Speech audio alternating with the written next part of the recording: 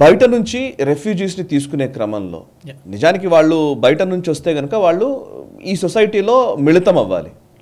Literally మిళితం అవ్వకపోవడం అనేది పెద్ద సమస్య. ఈరోజు ఇప్పుడు యూకే స్పెసిఫిక్గా చూస్తే యూకే అనేది ఇప్పుడు మీరు ఇందాక అన్నారు కొన్ని ప్రాంతాల పేర్లు కూడా చెప్పారు, ఈ పూర్తి ముస్లిం డామినెంట్ ఏరియాలు. నిజానికి యూకేలో మనం అలాంటి మాటలు వినలేదు. నాకు తెలిసి ఇప్పుడు మనం హైదరాబాద్లో ఓల్డ్ సిటీ గురించి మాట్లాడతాము, లేకపోతే ఇంకేదో బంగ్లాదేశ్లో మాల్డా ఇట్లాంటి కొన్ని డిస్ట్రిక్ట్స్ గురించి మాట్లాడతాం కావచ్చు. బట్ ఇక్కడ ఒక సమస్య ఉన్నది.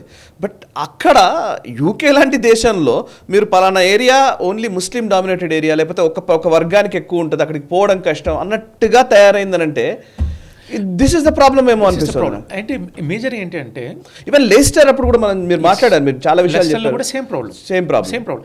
మేజర్గా ఇది ఈ కమ్యూనిటీ అంటే లేబుల్ చేయడం కాదు కానీ community the way they live.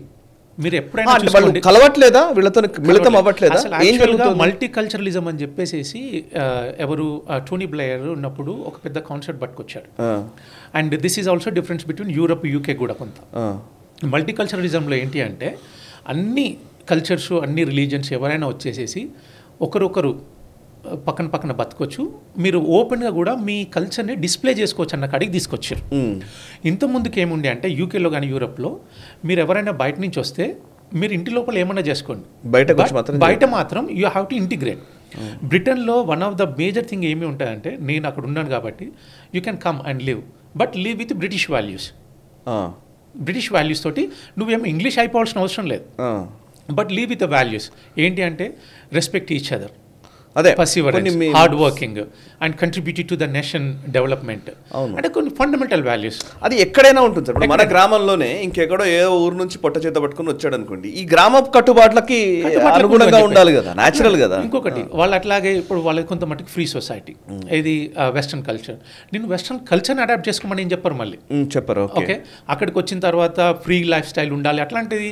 Okay, నీకు ఇష్టం ఉంటే ఉండు, లేకుంటే లేదు, అట్లాంటి ప్రాబ్లం ఏం లేదు. కానీ you have to integrate in the society.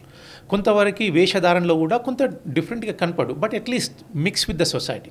అదే ఇక్కడ మీరు అన్న దగ్గరకు వచ్చిన వరకు ప్రాబ్లం ఏమైపోయింది అంటే ఒక section of radical Islam and ఇంకోటి ఏంటంటే ముస్లిమ్స్ యూజువల్గా కూడా గెటోయిజ్ అవుతారు చాలా మట్టుకి. ఏంటంటే వాళ్ళందరూ వస్తే ఒకే ఏరియాలోకి ఒకరి తర్వాత ఒకరు వచ్చేసేసి ఓ గెటోయిజేషన్ అయిపోతుంది. ఆ ఏరియా అంతలో కూడా అక్కడే ఉంటారు తప్పితే మిగతా పీపుల్ తోటి ఇంటిగ్రేట్ అవ్వడం కొంత తక్కువ ఉంటుంది. ఓకే, ఇంకోటి రాడికల్ ఇస్లాం ఏమైతే ఇండియన్స్ కూడా అవుతారు కదా, మరి ఇండియన్స్ అవుతారు, బట్ ఇండియన్స్ యూజువల్గా integrate with the rest of the society very well. Okay, మీరు లాట్ ఆఫ్ ఇండియన్స్ చూసుకోండి బ్రిటిషర్స్ తోటి, they go out with those people, అంటే వాళ్ళతో పాటు ఈక్వల్గా బయటకు వెళ్తారు. ఇప్పుడు సింపుల్గా నేను మొన్న రీసెంట్గా యూకే వెళ్ళినప్పుడు ఐ వాజ్ షాక్డ్. ఏంటి అంటే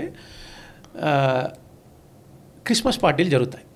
నేను అక్కడ ఉన్నప్పుడు క్రిస్మస్ పార్టీలకు వెళ్ళేవాళ్ళం, ఓపెన్గా వెళ్ళేవాళ్ళం. క్రిస్మస్ పార్టీలో they drink, they eat, and yearly ఒకసారి one of the biggest festival in western society is the Christmas. ఇప్పుడు ముస్లిమ్స్ వచ్చేసి క్రిస్మస్ పార్టీ అని పిలవకూడదు అని చెప్పేసి చాలా ప్లేస్లలో రిస్ట్రిక్షన్స్ తీసుకొచ్చారు as a part of the inclusiveness అని చెప్పేసి. ఏంటి అంటే నువ్వు క్రిస్మస్ అని చెప్తే నా రిలీజియస్ సెంటిమెంట్స్ దెబ్బతింటున్నాయి, you need to start calling it as year end party అనేసి.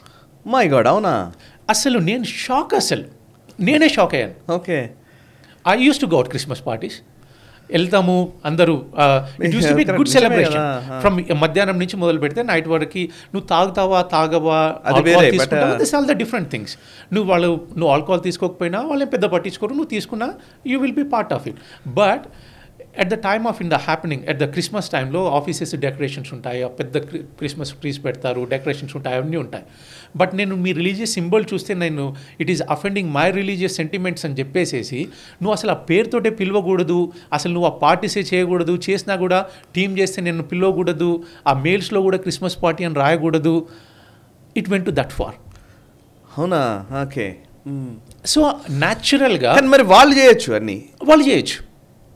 బట్ నేను చేస్తే నీ క్రిస్మస్, వాళ్ళ ఆర్గ్యుమెంట్ ఏంటి అంటే నీ Christmas as per your religious rules నీ సెంటిమెంట్స్ ఏం దెబ్బతినట్లేదు కదా.